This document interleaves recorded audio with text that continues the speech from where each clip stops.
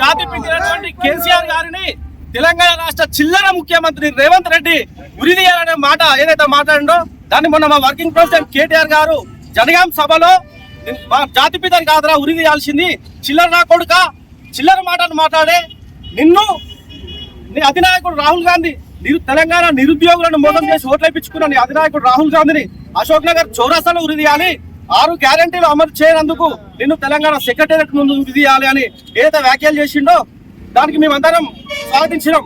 దాన్ని కొంతమంది జనగాంలో చిల్లర కాంగ్రెస్ నాయకులు నా కొడుకల్లారా మీరు ఏదో జేసీబీ పెట్టి తమాషా చేసిర్రు, మా తెలంగాణ విద్యార్థులు కానీ యువకులు కానీ మా సత్తా ఏదో తెలంగాణ ఉద్యమంలో మీరు చూసిర్రు, మీరు ఏదో ఫోటోలకే తీసిర్రు. నా కొడుకల్లారా మా కనుక మా పార్టీ ఆదేశిస్తే మా నాయకుడు ఆదేశిస్తే నిజంగా మిమ్మల్ని మీ నాయకుడు ఇక మీద చిన్న ప్రయత్నాలు చేస్తే నా కొడుకల్లారా మా తెలంగాణ విద్యార్థి నాయకుడు యువజన నాయకుడు సత్తా ఏందో మీరు చూస్తారు. వచ్చారు ఆ రోజు జరిగిన సభను చూసి ఈ కాంగ్రెస్ వాళ్ళకి నిద్రపట్టలేరు. ఆ రోజు జనగామ జిల్లా మొత్తం పింకుమయమైంది.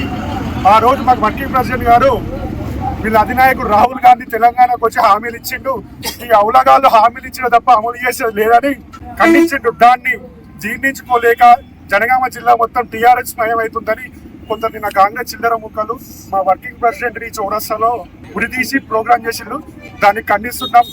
మేము ఈ రోజు నుంచి మీరైతే ఎలా అయితే మా అధినాయకుడిని ప్రతిరోజు మీ ముఖ్యమంత్రి తిడుతుందో మేము కూడా ఇప్పటి నుంచి ఊపినేది లేదు.